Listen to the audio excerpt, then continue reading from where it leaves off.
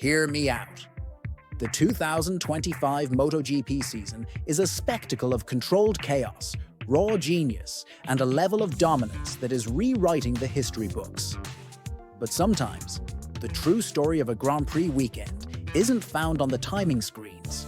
It's etched on the faces of the riders and revealed in their unguarded words after the checkered flag falls.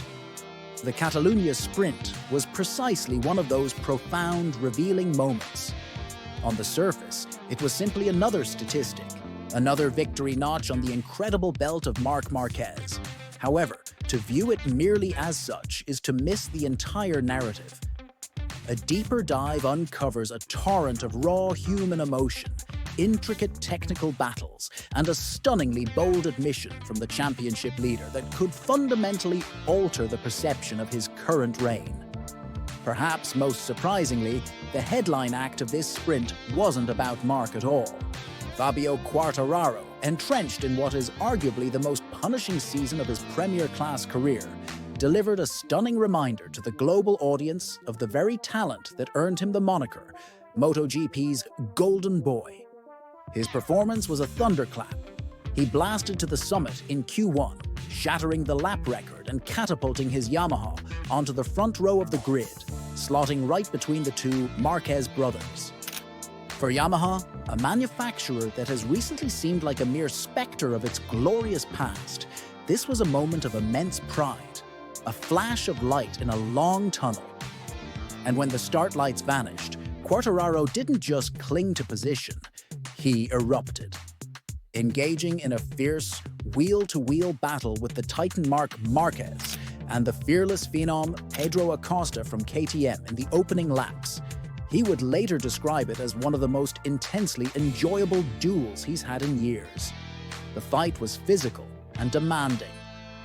At a tight hairpin, Marc made contact, nudging the rear of Quartararo's M1 in a heart-stopping moment. Fabio's reaction afterwards? He laughed it off. "For sure, I felt the contact," he admitted with a grin. "I went a bit wide, and when I saw Marc passing, I thought it was Pedro who hit me. But like I said, I really enjoyed the fight. It's why we race. This was far more than a mere second-place finish. It was Yamaha's first podium in dry conditions since Jerez back in April, and only their second top-3 finish in months. On a technical level, Quartararo demonstrated something critical. In a sprint race where every single rider was wrestling with severe tire grip drop-off, he possessed the pace to not only match but stick with Marc Marquez's Ducati in the latter stages. He crossed the finish line a mere 1.3 seconds behind the 8-time world champion, and a colossal 10 seconds faster than the winning time of the 2024 Catalunya Sprint.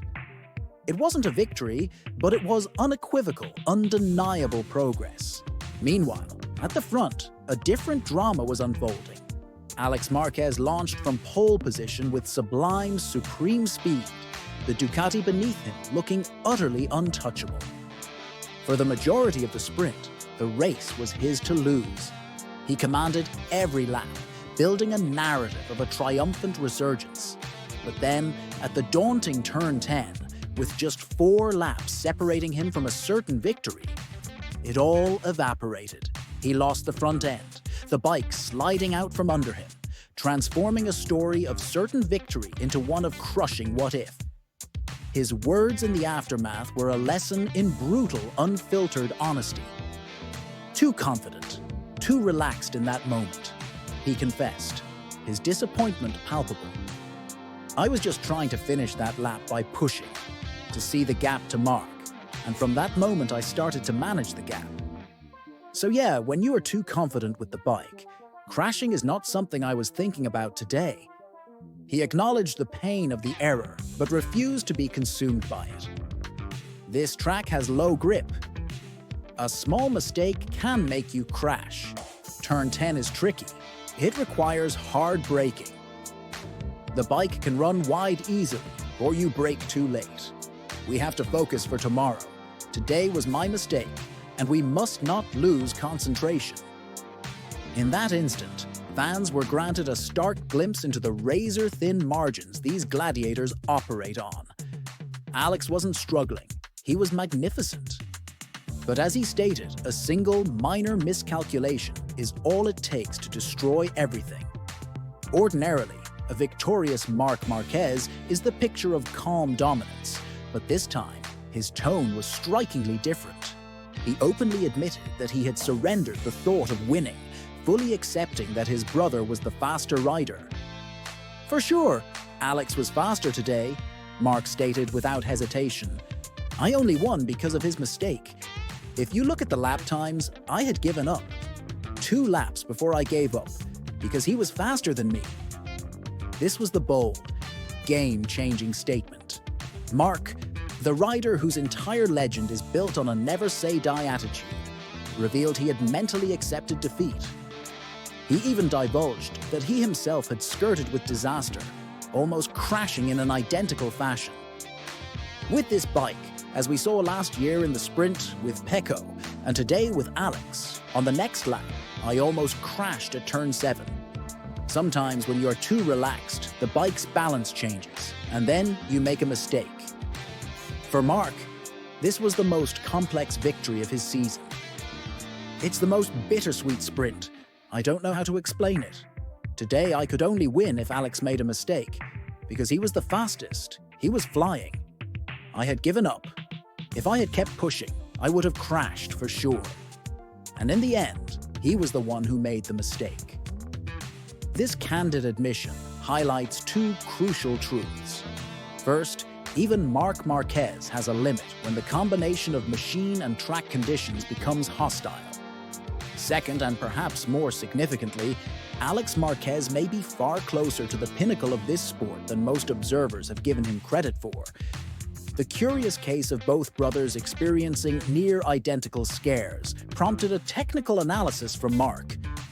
He theorized it wasn't solely a grip issue, but a phenomenon related to deceleration. It's a strange circuit. Last year we saw Pecco at turn 5. When he slowed down, he crashed. Today we saw Alex. Maybe he slowed down, then the bike's balance changed.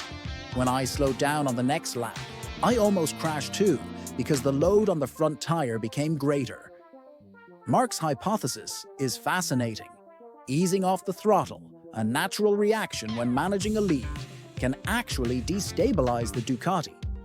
The rear loses traction, weight transfers violently to the front, and the rider is instantly teetering on the absolute limit. Alex concurred on the track's role, noting, "This track has low grip. A small mistake immediately makes you crash. Turn 10 is complicated. Running wide just a little or braking a bit late can be fatal." Once again, the Circuit de Barcelona Catalunya had lived up to its notorious reputation as a technical nightmare. The challenge isn't about pure speed.